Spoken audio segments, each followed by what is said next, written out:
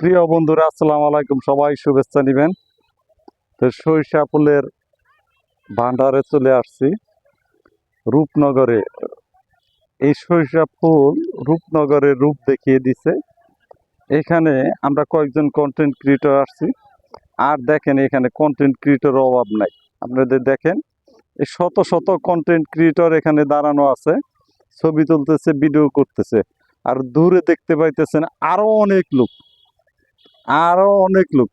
ওই পাশে আরো সরিষা ফুলের বাগান আছে, সেখানে হাজার হাজার লোক। তো ভিডিও বানানোর জন্য নয়েস আসে দেখে আমরা ছোট্ট একটা জায়গায় আসছি। ছোট্ট না, এটাও বিশাল একটা জায়গা। তো দেখেন, এই যে সরিষা ফুলগুলো দেখেন আপনারা কত সুন্দর। এই সরিষা ফুল থেকে কিন্তু মধু হয়, আবার শস্য হয়। তো যাকে যাকে মধুর মাছি এখানে আছে, মৌ সংগ্রহ করতেছে, আর আমরা সংগ্রহ করতেছি ভিডিও, ফেসবুকের জন্য ভিডিও।